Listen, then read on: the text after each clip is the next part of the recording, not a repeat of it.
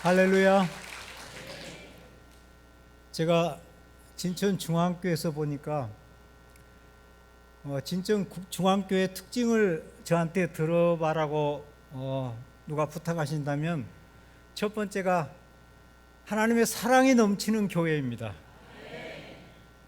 제가 진천 터미널에 왔는데 거기 친히 나와 주시고 저희를 픽업해 주시고 또 이렇게 많은 사랑을 베풀어 주셔서 감사합니다. 또 우리 김우정 목사님, 또 하나님의 은혜가 넘치시는 분이에요. 그 교회가 하나님의 은혜가 넘칠 때 하나님의 능력도 넘치는 것을 믿으시기 바랍니다. 또 이 진천 중앙교회는 성령님의 역사로 영감이 넘치는 교회인 것 같습니다. 늘 기도하기에 힘쓰고 늘 예배드리기에 힘쓰고 늘 성도 간의 교제가 이루어지는 이 아름다운 교회에서 여러분들이 오늘 목사님 말씀하시죠. 진천 하나님 나라를 향해서 끝까지 나아가시기 바랍니다.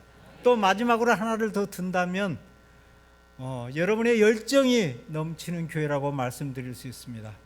하나님 주시는 힘과 건강과 또 우리 가진 것으로 또 주님의 일에 우리가 힘쓴다면 주님이 기뻐하시고 우리 모두에게도 하나님께서 크신 은혜를 주셔서 우리에게 좋은 일이 있을 줄을 믿으시기 바랍니다. 한번 기도하겠습니다. 사랑의 주님, 감사합니다. 이 부족한 종을 세워주셔서 오늘 선교 보고를 드릴 수 있게 하신 거 감사합니다. 주님께서 이루어 가신 일들을 함께 나누고자 하오니 성령님 친히 역사하여 주시옵소서. 예수님의 이름으로 기도하였습니다. 아멘. 캄보디아는 지난 2년 동안에 많은 어려움이 있었습니다. 우리 진천 중앙교회가 지난 연초에 캄보디아 단기 선교 사역을 오시기로 예정하셨었는데 캄보디아에 어려운 일들이 있어서 이루어지지 못했습니다. 사기 취업을 통한 그와 같은 스캠 사건으로 큰 어려움이 있었고요. 그 다음에 작년 7월과 12월에는 태국과의 국경 분쟁으로 전쟁이 있었습니다. 그래서 캄보디아 상황이 현재 어려운 상황입니다. 사실 캄보디아 내에서 본다면 사실 큰 문제는 아니었습니다. 여러분들이 캄보디아만 도착하면 어떤 위험이 도사리고 있으리라고 생각하신 분들도 있었겠지만 사실은 그렇지 않습니다. 캄보디아의 대다수의 국민들은 상당히 온순한 사람들입니다. 또 외국 사람들에 대해서 적대감을 표출하지 않습니다. 그래서 매일 저희들이 길거리에 나가서 사람들을 만나고 예수님을 전하지만 지금까지 28년 동안에 저에게 적대 행위를 한 사람들이 없습니다. 그래서 아마 한국 언론 보도에서 상당히 위험한 나라로 여러분들이 인식을 받으셨을 텐데 사실은 그렇지 않습니다. 거짓된 광고를 보고 한국의 젊은이들 또 외국의 다른 젊은이들이 그들의 어떻게 보면 그들의 속으로 들어가서 어려움을 자초한 것입니다. 사실 세상에서 우리가 힘들게 일하지 않고 우리에게 많은 돈을 줄 사람이 어디 있겠습니까? 그런데 젊은이들이 그와 같은 거짓된 사기에 속아서 그분들이 어려움을 당하고 또 여권을 빼앗기고 또 폭행을 당하고 한국의 젊은이 한 사람이 목숨을 잃었습니다. 사실 한국에서는 잘 보도가 되지 않았겠지만 이와 같이 캄보디아의 거짓된 취업에 속아서 목숨을 잃은 사람들이 종종 있어 왔습니다. 그러나 그것은 그들이 그 소굴에 들어갔기 때문에 그러한 일이 터진 거지 사실은 캄보디아의 프놈펜 시내라든지 대다수의 지역은 안전합니다. 그래서 여러분들이 캄보디아 여행을 하고 싶다 그러면 그 현지에 있는 가이드의 도움을 받거나 아니면 그곳에 있는 선교사님들의 도움을 받으면 여러분들에게 전혀 어려움 없이 안전하게 여러분들이 여행할 수 있습니다. 그리고 캄보디아는 불란서 식민 통치자들이 그어놓은 그 국경선으로 인해서 현재까지 태국과의 국경 분쟁이 있습니다. 그래서 정치인들은 자국 내에 정치적인 여건이 어려워지면 다른 국민들의 시선을 외적인 것으로 돌리기 위해서 가끔 이와 같이 전쟁을 일으키거나 어려운 일을 발생시킵니다. 그래서 그 전쟁으로 인해서 캄보디아 내에 수십만 명의 피난민이 발생했고, 역시 태국 쪽에도 그 많은 사람들이 피난민이 발생했습니다. 그래서 가뜩이나 코로나 이후로 세계적으로 경제적으로 어려운 때에 전쟁이 있었고, 또 이제 이 전쟁이 종식된 것이 아닙니다. 언제 터질지 모릅니다. 정치인들의 결정에 의해서 당장 내일이라도 터질 수 있는 상황입니다. 그래서 양국 모두, 캄보디아도 어려운 경제 여건 가운데서도 또 새로운 무기를 구입해서 그 전쟁을 대비해야 되기 때문에 상당히 어려운 상황입니다. 그래서 여러분들이 캄보디아를 기억하실 때 캄보디아의 정치적인 안정과 그 땅에 속히 평화가 찾아올 수 있도록 여러분들이 기도해 주시면 감사하겠습니다. 먼저 제가 말씀을 전하기 전에 짧은 동영상 하나를 보고 제가 이어서 계속 말씀 나누겠습니다.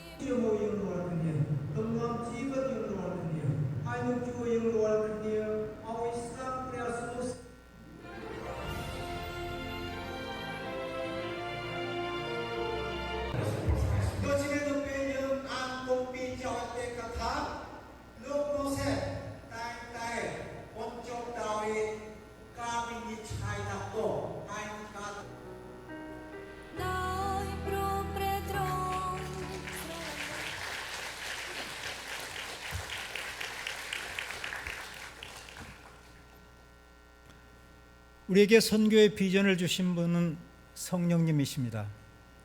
저희는 28년 전에 1998년 12월 달에 캄보디아 땅을 처음 밟았습니다.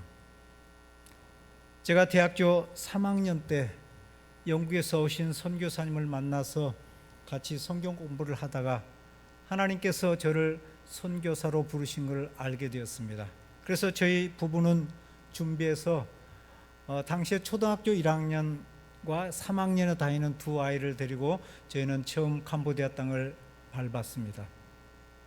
지금까지 하나님께서는 저에게 신실하셔서 저희가 그 땅에서 안전하게 사역하게 하셨고, 또 그 땅에서 복음을 전하며 교회를 세우게 하셨습니다.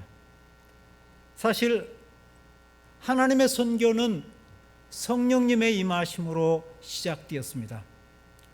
예수님께서 승천하시기 전에 사도행전 1장 4절에서 5절에 아버지께서 약속한 것을 기다리라고 제자들에게 말씀하셨는데, 바로 제자들에게 하나님의 성령을 기다리라고 말씀하셨고, 성령이 임하심으로 그들이 복음을 전하기 시작했습니다.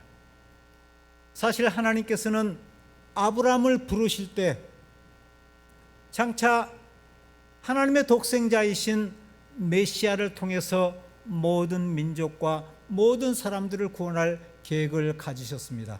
그래서 창세기 12장 3절 한번 보겠습니다. 네, 같이 읽겠습니다. 너를 축복하는 자에게는 내가 복을 내리고 너를 저주하는 자에게는 내가 저주하리니 땅의 모든 족속이 너로 말미암아 복을 얻을 것이라 하신지라.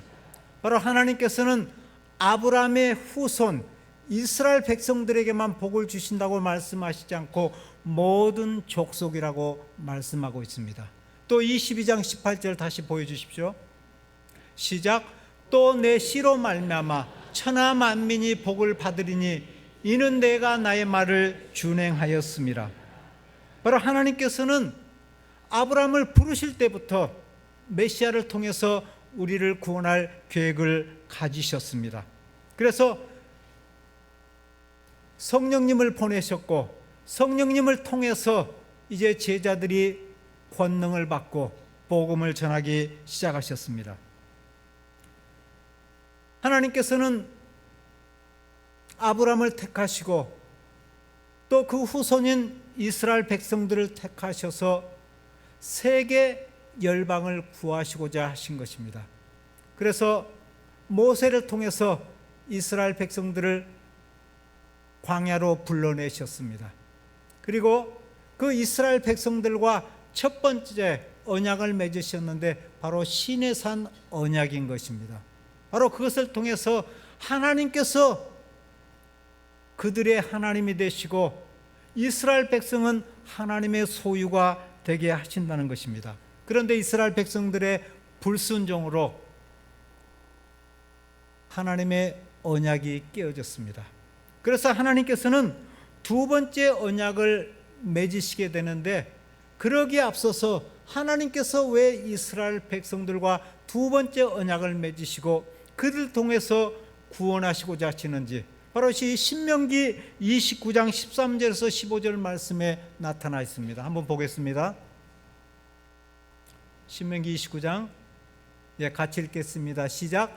여호와께서 내게 말씀하신 대로 또 내 조상 아브라함과 이삭과 야곱에게 맹세하신 대로 오늘 너를 세워 자기 백성을 삼으시고 그는 친히 내 하나님이 되시려 함이니라. 내가 이 언약과 맹세를 너희에게만 세우는 것이 아니라 15절. 오늘 우리 하나님 여호와 앞에서 우리와 함께 여기 서 있는 자와 오늘 우리와 함께 여기 있지 아니한 자에게까지니라. 바로 하나님께서 아브라함과 이삭과 야곱에게 맹세하셨다고 말씀하십니다. 사실 하나님은 신실하시고 의로우신 분이시기 때문에 사람에게 맹세하실 필요가 없습니다. 그런데 왜 하나님께서 아브라함과 이삭과 야곱에게 맹세하신 것입니까? 바로 하나님의 신실하심을 나타내신 것입니다. 하나님께서는 바로 아브라함을 통해서 땅의 모든 족속이 너로 말미암아 복을 얻을 것이라. 이 하나님의 약속이 확장되어서 이제 내 씨, 바로 메시아로 오실 예수 그리스도를 통해서 하나님께서는 땅의 모든 민족이 내 씨로 말미암아 복을 얻을 거라고 약속하셨습니다. 바로 하나님께서 이 약속을 이루시기 위해서 모압 평지에서 두 번째 언약을 맺으셨습니다. 바로 복음 증거와 선교를 통해서 하나님께서는 이스라엘 백성들뿐만 아니라 하나님의 부르심을 받은 모든 사람들을 구원할 계획을 가지신 것입니다. 하나님께서 아브라함을 택하신 다음에 창세기 17장 13절에 보면 하나님께서 아브라함에게 모든 남자의 포피를 자르는 할례 언약을 맺으셨습니다. 창세기 17장 13절에 시작. 너희 집에서 난 자든지 너희 돈으로 산 자든지 할례를 받아야 하리니 이는 내 언약이 너희 살에 있어 영원한 언약이 되려니와. 하나님께서는 친히 하나님께서 이스라엘의 하나님이 되시고 이스라엘 백성들은 하나님의 백성이 되신다고 하는 이 약속. 그래서 이스라엘 백성들의 몸에 할례를 행하게 하사 바로 그들이 하나님의 언약을 언제나 기억하게 하신 것입니다. 그래서 이것이 영원한 언약이라고 말씀하신 것입니다. 하나님께서 그걸 영원한 언약으로 약속하셨기 때문에 이 약속이 깨어질 수 없다고 하는 것입니다. 그러나 우리 몸의 한 약속은 우리의 마음을 지켜주지 못합니다. 그래서 하나님께서는 그들의 마음을 바꿔주시겠다고 말씀합니다. 신명기 30장 6절 말씀 한번 보겠습니다. 시작. 내 하나님 여호와께서 내 마음과 내 자손의 마음에 할례를 베푸사 너로 마음을 다하며 뜻을 다하여 내 하나님 여호와를 사랑하게 하사 너로 생명을 얻게 하실 것이며. 바로 하나님께서 마음의 할례를 행하시겠다고 말씀합니다. 그 마음을 바꾸어 주셔서 우리가 마음을 다하고 뜻을 다하여 하나님을 사랑하게 하사 우리에게 생명 주시기를 원하신 것입니다.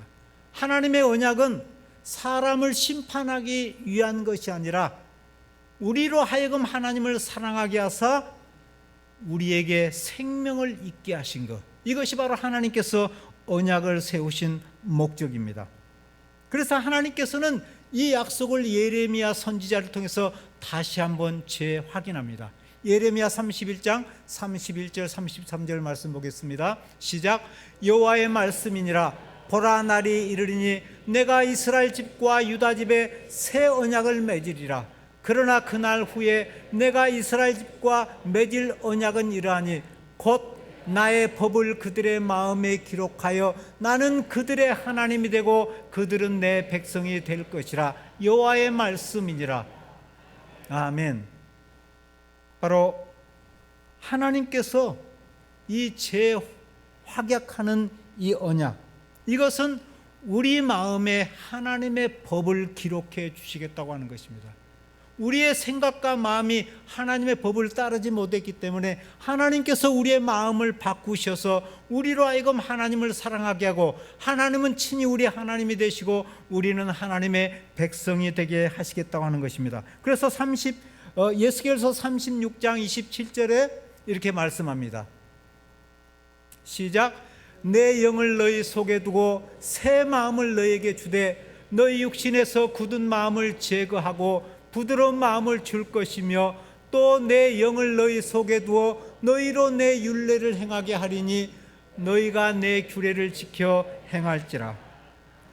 바로 하나님께서는 이 언약을 지키시기 위해서 성령님을 보내주셨습니다. 그리고 오순절날 사도들이 성령을 받게 되어서 하나님의 권능 가운데서 그들이 복음을 전할 때 하루에 5,000명, 하루에 3,000명의 사람들이 변화되면서 하나님께 돌아왔던 것입니다.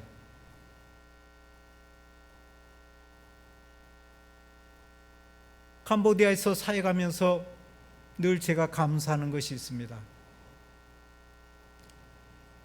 어느 곳을 걷든지 밤에 늦은 청소년들이 아니면 도둑들이 들끓는 그와 같은 거리에 가지 않는다면 캄보디아는 안전합니다. 저희가 복음을 들고 길거리에 나아가든지 또 저희가 가가하고 방문해서 전도지를 나눠주면서 복음을 전하든지 캄보디아는 안전합니다. 그들 마음속에 받아들이는 사람이 있고 받아들이지 않는 사람들이 있지만 그러나 그들은 적대 행위를 하지 않습니다. 그래서 제가 캄보디아에서 사역하면서 하나님께 감사하고 있습니다. 바로 우리가 마음만 있으면, 우리가 열심을 내면 그 백성들을 만날 수가 있고 그들에게 복음을 전할 수가 있는 것입니다. 오늘 목사님께서 진천중앙교회가 72주년이 되었다고 말씀하시는데 이 교회가 어떻게 해서 생겨나게 됐을까요? 아마 처음 이 지역에서 예수님을 믿는 사람들 아마 몇 사람이 있었을 것입니다. 그분들이 기도하면서 복음 증거에 대한 열정과 헌신과 하나님의 은혜가 있었기 때문에 점차 사람들이 늘어나게 되고 또 새로운 초대 목사님을 초청해서 이 지역의 교회가 생겼을 것입니다. 캄보디아도 마찬가지입니다. 현재 캄보디아에서 제 아내는 호산나 교회를 담임하고 있습니다. 그래서 아까 여러분들이 영상을 보신 것처럼 호산나 교회는 비교적 규모가 크고 아마 건물 외관으로 본다면 프놈펜 시내에 있는 모든 교회들 가운데서 가장 아름답게 지어진 교회라고 선교사님들이 말합니다. 그곳에서 사역할 수 있는 게 얼마나 감사한지 모르겠습니다. 제 아내도 이 복음 증거에 열정이 있기 때문에 신학을 하게 되었고 목사로 안수받게 되었고 또 현재 교회를 담임하면서 말씀을 가르치고 예배를 이끌고 있습니다. 저는 2년 전에 또 새로운 지역에 새로 교회를 하나 땅을 구입하고 교회를 지었습니다. 아까 첫 번째 보신 교회 유리로 이렇게 삼각형으로 된 교회 제가 사역하는 소망교회입니다. 이 교회는 이제 시작된 지가 1년 8개월 되었습니다. 저희는 교인들이 없는 지역에 가서 사역을 시작해야 되는 것입니다. 이제 전도사 한 분과 같이 사역을 시작합니다. 길거리에 나가서 이제 복음을 전합니다.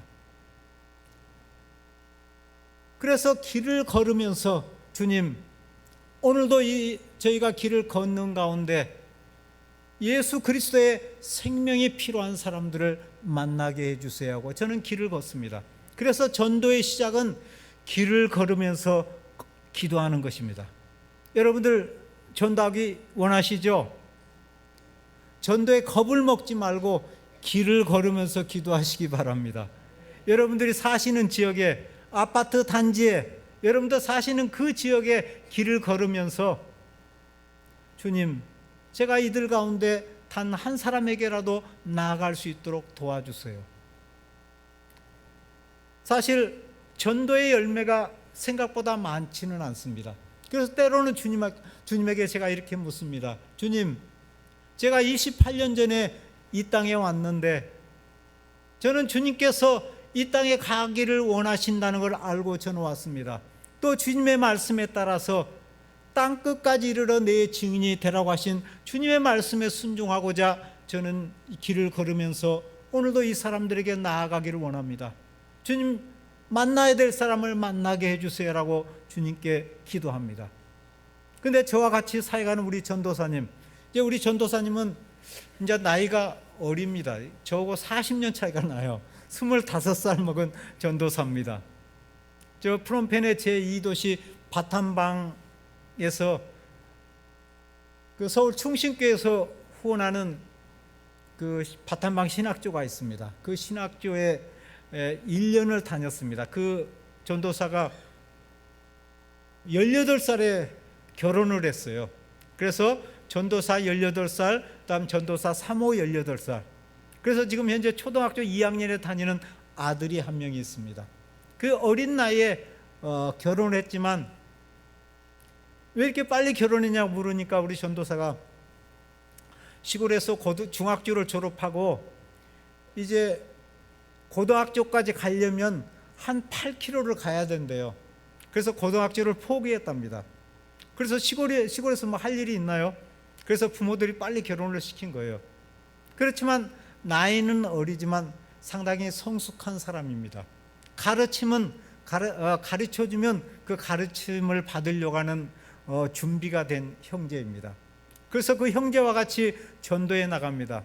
사실 전도할 때 제일 어려운 것이 혼자 가면 어려워요.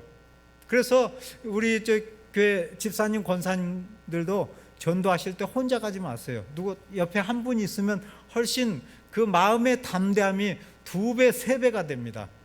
그래서 같이 걸으면서 기도하면 전도하기가 훨씬 쉬워요. 담대함을 갖게 돼요. 저도 낯선 캄보디아 사람들에게 혼자 가라면 잘 못 갑니다. 그런데 우리 전도사님이랑 같이 길을 걸으면서 전도하기 때문에 한결 쉽습니다. 그런데 우리 전도사는 날씨는 뜨겁죠. 땀은 흘리죠. 여러분들 요즘 한국 날씨가 덥다고 하는데 사실 3, 4, 5월 달 캄보디아는 이게 보통 날씨입니다. 한 3개월은 38도가 보통이에요. 요즘은 지금 7월, 8월 이제 우기라서 비가 내려오니까 한국보다 조금 시원한 것 같습니다. 34도 정도 된다 그래요. 그래서 땀은 흘리죠. 또 전도의 열매가 많다면 얼마나 좋겠습니까? 그런데 전도의 열매가 많지 않기 때문에 때로는 요령을 부리고 안 나가려고 합니다. 그러나 저는 우리 전도사님을 격려해서 우리가 씨앗을 뿌리지 않으면 우리가 거둘 게 없어. 그래서 우리는 열매가 있든지 없든지 주님께서 말씀하신 대로 우리가 전도에 나아가려고 힘씁니다. 사실 소망교회는 이제 1년 8개월이 됐기 때문에 믿는 사람이 없잖아요. 그래서 사람들에게 나가서 요즘 보니까 요즘 한 30명 정도 평균 예배에 참석합니다. 사실 그 30명의 면면을 보면은 저희가 직접 만나서 전도하고 또 아는 사람들을 그들이 데려오고 해서 그들 가운데 한 5분의 2 정도, 12명 정도는 저희가 전도해서 온 사람들입니다. 근데 18명 정도는 저희가 전도하지 않았는데 길거리에 그 저희 교회가 한 도로 폭이 한 9m 정도 되는 그 도로상에 교회가 있어요. 그래서 지나가는 사람들이 교회를 바로 볼 수 있습니다. 그래서 교회에 또 십자가가 있습니다. 그 지역에서는 좀 색다른 교회 건물, 여러분들 보시기에 깔끔하게 보이잖아요. 그래서 그 교회를 보고 찾아온 사람들이 7, 8명 됩니다. 그래서 저희가 안주한다면 전도하지 않아도 사람들이 더 많이 오네? 아마 이렇게 안주할 수 있을 거예요. 그러나 우리가 주님의 말씀에 따라서 순종하고 전도 나갔기 때문에 저는 그분들, 저희가 만나지 않은 사람들도 교회에 왔다고 생각합니다. 우리가 씨앗을 뿌리지 않고 사람들이 저절로 싹이 나고 자라기 원한다면 그건 요행이지 그건 신앙이 아닌 것입니다. 그래서 울며 씨앗을 뿌리는 자는, 씨를 뿌리는 자는 기쁨으로 거둔다고 말씀하셨잖아요. 비록 땀이 흘리고 때로는 더위에 짜증이 나지만 그러나 주님의 뜻에 순종하여서 저희는 전도를 합니다.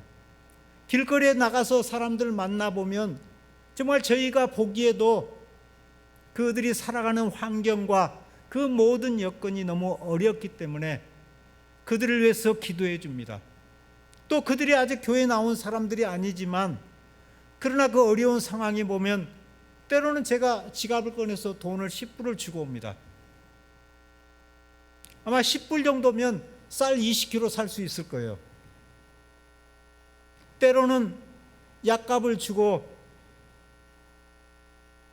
그들을 가까운 데 클리닉으로 데리고 가서 치료를 받도록 도와줍니다. 왜냐하면 예수님도 이렇게 하셨잖아요. 예수님도 사람들이 모여들자 천국 복음을 전하기 시작했습니다. 그들이 2, 3일 모여서 예수님 말씀을 듣다 보니까 먹을 게 다 떨어지니까 예수님께서 오병이를 통해서 그들을 먹이시잖아요. 또 병자들이 찾아오니까 그들을 치료해 주시고 악한 영이 들린 자를 보니까 예수님께서 악한 영을 내쫓으셨습니다.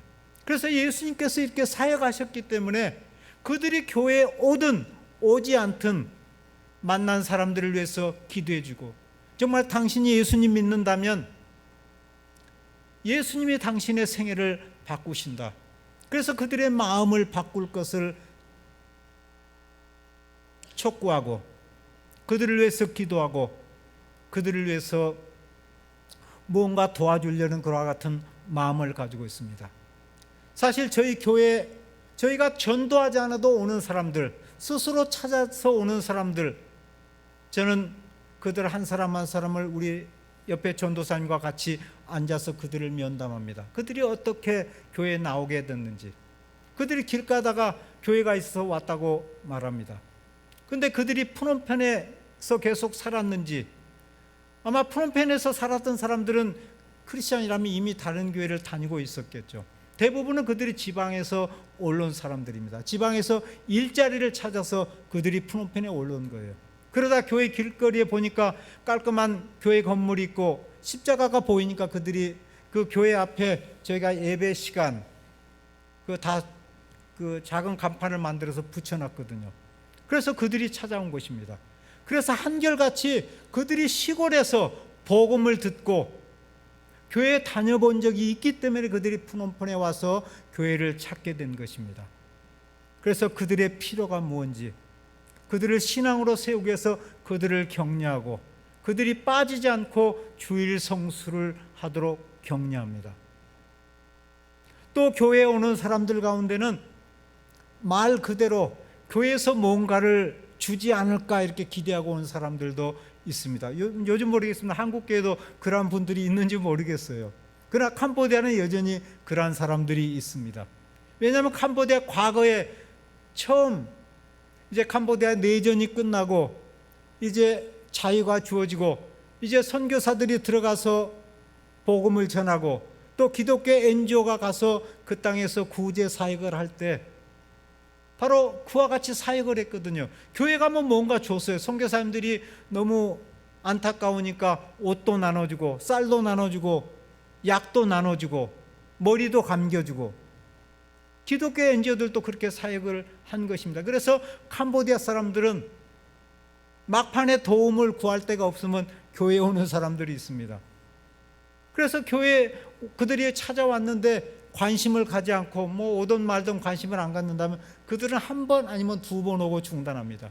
그래서 그들이 일단 필요 때문에 교회에 왔지만, 그러나 그 계기가 그에게 그의 삶을 바꾸는 복이 되도록 하기 위해서 그들을 만나서 면담하고 그들의 가정을 친히 방문합니다. 그래서 그들이 어떤 상황 가운데서 살고 있는지, 그들이 배가 고프고 필요가 있어서 교회를 나온 사람들입니다. 만약에 그들이 배가 부르고 다른 사람에게 손을 내밀 필요가 없다면 그들은 교회에 오지 않았을 것입니다.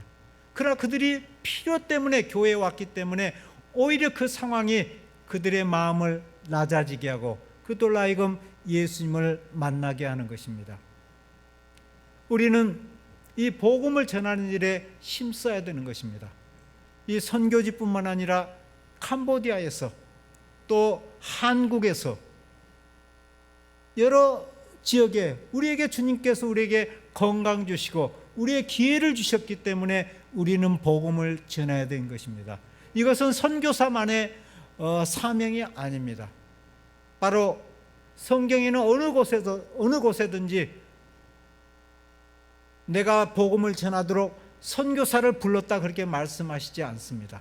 우리 모든 사람들, 비록 예수님께서 성령이 너희에게 임하시면 너희가 권능을 받고 예루살렘과 온 유다와 사마리아와 땅 끝까지 이르러 내 증인이 되라가셨을 때, 그건 대표적으로 그 앞에 모인 사도들에게 주신 말씀이지만, 그러나 그 말씀은 우리 한 사람 한 사람에게 주신 말씀입니다. 그래서 복음을 전해야 되는 것, 비록 여러분들에게 필요가 없고 복음을 전해야 될 필요성을 느끼지 못한다 할지라도, 그러나 주님께서 주신 사명이기 때문에 우리는 감당해야 되는 것입니다.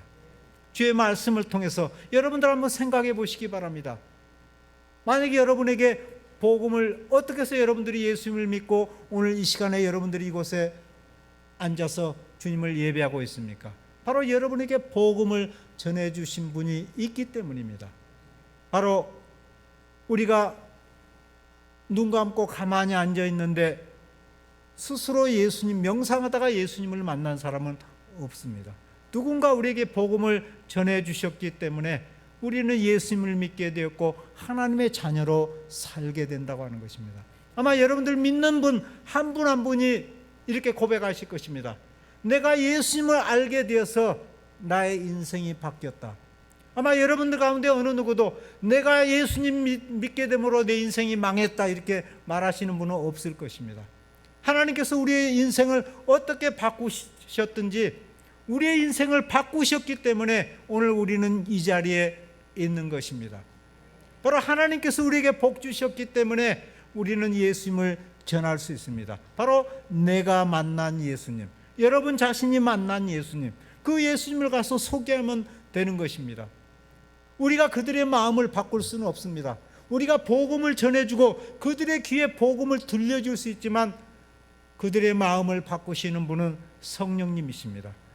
그래서 내가 만난 예수님, 여러분이 만난 예수님, 그 예수님을 전하시기 바랍니다. 저는 주님께서 그 땅에 부르셔서 캄보디아 땅에서 주님 건강 주신 데까지 저는 그 복음을 감당할 것입니다. 또 교회에서 자라나는 젊은이들과 어른들과 또 청소년들이 신앙으로 자라는 것을 보게 될 것입니다. 저희가 오기 한 달 전에 제가 캄보디아 할머니 한 분을 위해서 장례를 치렀습니다. 그 할머니는 2006년도에 처음 그 어린 손자들 둘을 데리고 왔어요. 그런데 그 어린 아이들 한 명은 딸이 미혼모로 낳은 아들이고 또 어린 아이 딸 여자애는 자기 아들이 결혼했는데 쌍둥이를 낳았답니다. 그래서 가난해서 두 아이를 키울 수가 없어서 그 아이를 버리려고 하니까 할머니가 내가 키워줄 테니까 나에게 다오해. 그 할머니가 키웠습니다. 그 할머니도 사실 가난한 분이었어요. 그 할머니도 공장 앞에 밥을 해가지고 가서 흰 밥을 파는 그 행상하면서 두 아이를 키웠습니다. 근데 그 할머니가 이제 목에 혹이 자라서 점차 음식물을 섭취할 수가 없고, 그래서 그 할머니가 이제 저희 교회 오래 다니셨기 때문에 저희 교회에서 그 할머니가 생활하도록 하려고 했습니다. 그래서 할머니가 우리가 돌봐줄 테니까 그냥 교회에서 사세요 했어요. 그런데 이제 할머니가 그 손자가 이제 할머니를 모시고 가고 싶다 해서 할머니를 모시고 갔어요. 근데 할머니 그 손자한테 간지 한 4, 5개월 돼서 할머니의 몸이 약해졌습니다. 그래서 처음에는 그 할머니가 자기가 낳은 아들, 그 딸 여자 아이를 버리려고 한 그 아들에게 가서 약 한 달 반을 기거했습니다. 근데 그곳에서 이제 할머니를 잘 그래도 죽을 써서 할머니를 잘 공양했다면 할머니가 더 오래 사셨을 건데 그 제대로 먹지 못하기 때문에 할머니 이제 완전히 다리에 힘이 약해져서 이제는 화장실도 스스로 갈 수 없는 그와 같은 처지가 되었습니다. 그래서 그 할머니가 그제 이제 아들 손자에게로 왔다는 이야기를 듣고 저와 제 아내가 신방을 했습니다. 신방을 해서 제 아내는 이제 일주일에 한 번씩 그 죽을 써서 그 할머니에게 대접을 했어요. 근데 갑자기 새벽 1시경 돼서 전화가 왔어요. 할머니가 갑자기 돌아가셨대요. 그래서 그 손주는 이제 일을 가기 때문에 오후 1시에 집을 나가서 밤에 한 11시 정도 이렇게 12시 가까이 돼서 이제 집에 돌아옵니다. 근데 할머니가 혼자 이제 누워서 이제 기거하는데 아마 할머니가 마지막으로 그 몸을 씻고 싶으셨던 거예요. 사실 혼자 기동을 못 하는데 화장실에 이렇게 기어서 가셔가지고 그 물을 틀어놓고 아마 몸을 씻으신 것 같아요. 그러고 나서 나오시다가 이제 기운이 다해서 할머니가 돌아가셨어요. 그래서 할머니가 돌아가셨다는 소리를 듣고 저와 제 아내, 그 다음 교회 형제 한 명을 데리고 할머니 그 손주가 사는 곳에 갔습니다. 그런데 손자가 울면서 할머니가 돌아가셔서 장례를 치러야 되는데 그 셋집에 살기 때문에 장례를 치를 수 없다고 말합니다. 그래서 제가 저와 제 아내가 상의해서 제 차에다가 그 돌아가신 할머니를 태웠습니다. 그 손주랑 또 다른 형제랑 같이 해서 태우고 저희 교회로 모시고 와서 저희 교회에서 친히 이틀 동안 장례 예배를 드렸습니다. 그래서 그 할머니는 비록 가진 것이 없었지만 그러나 믿음이 있는 분이었어요. 그들은 단 한 번도 그 할머니는 예배를 빠진 적이 없습니다. 새벽기도 하면 새벽기도 나오시고 수예배 드리면 수예배 나오시고 또 주일날 예배 드리면 주일날 예배 오시고, 그분은 가진 것이 없지만 사실 그 자기 딸과 아들이 버린 그 두 손주를 할머니가 친히 키우신 거예요. 그 두 손주를 그래도 신앙으로 키우셨어요. 그래서 그분이 특별하게 우리가 세상적으로 남긴 건 없지만 그러나 어린 핏덩이들 그 손자를 신앙으로 키웠고 그 또 손녀딸도 신앙으로 키우셨습니다. 그것만 해도 그 할머니는 정말 우리 모두의 귀감이 되는 분이었어요. 그래서 할머니가 돌아가시자 우리 교회 멤버들도 그 가난한 집이었기 때문에 교인들이 이렇게 자기가 돈을 내서 이틀 동안 장례할 때 그 오는 손님들이 먹을 죽과 음식을 한 교인은 준비해 줬어요. 그리고 다른 분들도 이렇게 이제 조의금을 들여서 그 장례를 치르고도 모든 비용이 빠지고도 남을 수 있도록 그렇게 장례 예배를 치렀습니다. 그래서 주님께서는 비록 우리가 가진 것이 없어도 우리가 주님을 사랑하고 우리가 주님 앞에 신실하게 나아간다면 주님께서는 우리의 인생을 이끄십니다. 그래서 여러분 모두 여러분이 기회를 내서 복음을 전하시기 바랍니다. 복음은 바로 우리의 삶을 바꾸고 우리의 생애를 바꾸고 궁극적으로는 우리가 하나님의 자녀로 살아가게 할 수 있습니다.